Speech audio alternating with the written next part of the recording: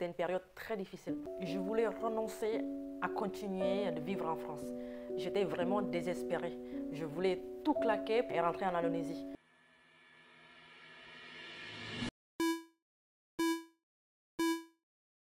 Je ne suis pas issue d'une famille riche. Mes parents sont des classes moyennes et le SMIC indonésien était de 200 € en 2015.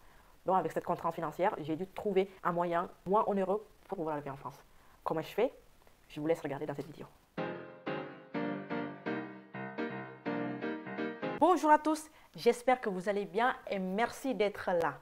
Aujourd'hui, je vais vous parler un peu de mon parcours en France, dans lequel je vais vous livrer quelques astuces que j'ai fait à l'époque pour survivre.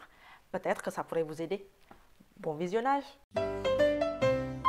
J'ai réussi à atterrir en France à l'âge de 19 ans, en 2015, grâce au programme Jeune Fille Au Pair. Qu'est-ce que c'est ce programme?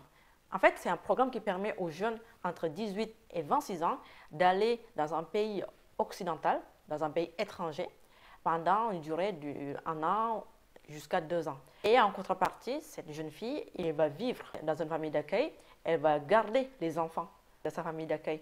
Et en même temps, pendant son temps libre, elle doit suivre un cours de langue. J'ai donc vécu ma première année en France en tant qu'une jeune fille au pair, dans une famille d'accueil de 2 enfants. Ils avaient 1 an et 5 ans à l'époque. Donc, grosso modo, je devais lever le matin, les préparer à l'école et la nounou, les déposer. Et ensuite, le soir, après l'école, je les ai récupérés et j'ai fait le bain, j'ai fait le dîner jusqu'à ce que les parents rentrent. Le week-end, souvent, je ne travaille pas. Quelques exceptions, un samedi, une fois par mois, les parents ils sortent en amoureux et je devais garder les enfants toute la nuit. La jeune fille au pair est logée, nourrie et aussi rémunérée. Donc, vous imaginez, c'était un bon package pour pouvoir vivre en France gratuitement. Une fois que le programme au pair est terminé, j'ai intégré une école de commerce à Paris pour faire un BTS assistant de manager. C'est un diplôme de Bac+2. Il y a 2 cycles proposés pour faire ce BTS. Il y a la voie initiale, c'est-à-dire que tu fais tes cours normalement et tu dois payer tes cours sur une année. Et après, à la fin de l'année, il y aura un stage à effectuer. Et aussi une deuxième voie qui est l'alternance. C'est-à-dire que tu dois chercher une entreprise dans laquelle tu vas travailler dedans pendant au moins 1 an ou 2 ans. Et c'est l'entreprise qui va payer tes cours, qui va payer ton école et aussi qui va te rémunérer. Donc, vous l'aurez compris, normalement, il faut plutôt choisir la deuxième voie qui est faire l'étude en alternance. Mais le problème, c'est que, faute de trouver l'entreprise, j'étais obligée de basculer en voie initiale. J'ai dû donc débourser une certaine somme d'argent et en même temps, j'ai cherché l'entreprise, j'ai envoyé une 50aine de candidatures. J'ai envoyé, mais rien à faire. Il n'y a pas de réponse positive. Je pense que c'était par manque d'expérience et aussi une barrière de la langue. Parce qu'il faut rappeler que c'était ma 2e année en France.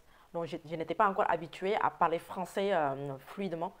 Pour pouvoir vivre, j'ai dû travailler chez McDonald's pendant 10 mois. What? Alors, vu comme ça a l'air d'être un travail, un petit travail, rien du tout. Mais croyez-moi, c'est ce travail-là qui m'a permis d'ouvrir mes yeux sur beaucoup de choses. Ça m'a permis de pratiquer mon français, car tous les jours, j'étais en contact avec les collègues, avec les clients, avec aussi de la hiérarchie. Donc, j'étais forcée, en fait, j'étais obligée de parler français. De parler avec les gens de tout horizon, avec tous les accents du monde. Et en même temps, ça m'a permis aussi d'apprendre tous les registres dans la langue française. Le langage soutenu, le langage familier aussi, le langage un peu de racaille, si vous voulez. Ça m'a permis aussi de connaître le système de travail en France dans le monde de la restauration rapide. Maintenant, revenant au côté études, je n'ai toujours pas trouvé une entreprise pour faire l'alternance. Pourtant, j'ai cherché. J'ai demandé l'aide aussi aux professeurs de mon école qui m'ont donné quelques contacts de leur cercle. Ils m'ont aussi aidé à rédiger mon CV et à faire la lettre d'alternance. Ils m'ont donné beaucoup d'astuces pour pouvoir décrocher un travail, décrocher un poste. Mais malheureusement, il n'y a toujours rien. Là, nous sommes arrivés presque à la fin de la première année. Heureusement, mon école m'a donné une possibilité d'effectuer un stage chez eux. Un stage non rémunéré pendant 3 mois. Ce qui fait que pendant 3 mois, j'ai dû jongler entre le stage dans la journée et aussi le travail de McDo le soir. Toute la journée, j'ai effectué mon stage et après le soir, je n'entre pas à la maison, mais je continue à travailler chez McDonald's. Donc, c'est aussi l'une des astuces que je vais vous donner, c'est que vous prenez toutes les possibilités qui sont devant vos yeux. Il ne faut pas avoir un ego très élevé quand vous venez d'arriver dans un pays que vous ne connaissez pas. En fait, il ne faut pas vous dire que, ah oui, je suis arrivée en France, je n'ai pas envie de faire ce travail parce que c'est très ingrat, très n'importe quoi, machin et tout. Non, en fait, à partir du moment où vous n'avez pas de contraintes, allez-y, foncez. Parce que ce travail qui a l'air peut-être très petit pour vous, mais ça peut être une porte ouverte pour d'autres travails.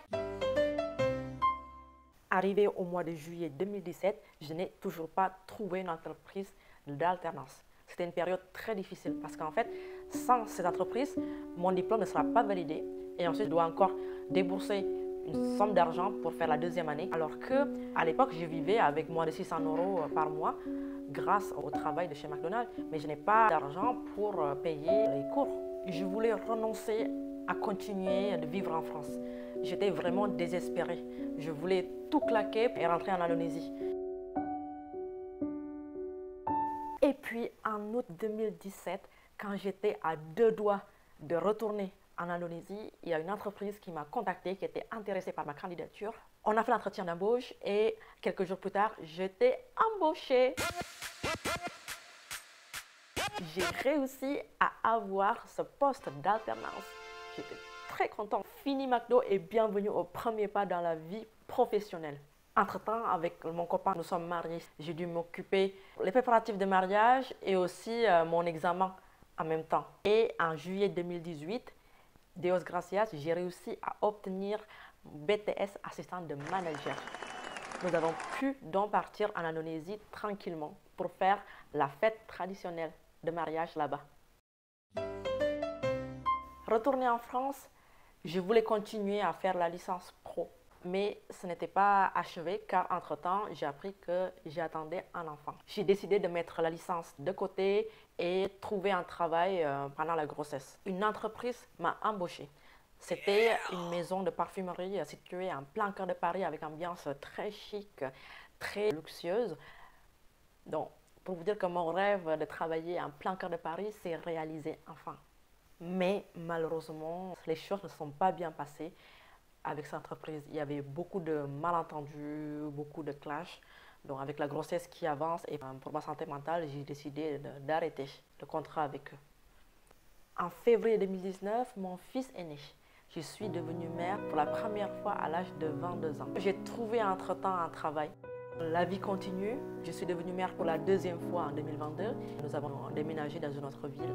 Et maintenant, je m'occupe de mes enfants à 100%. Voilà, c'est un petit résumé de mon parcours en France. Merci beaucoup d'avoir regardé cette vidéo et je vous dis à très bientôt.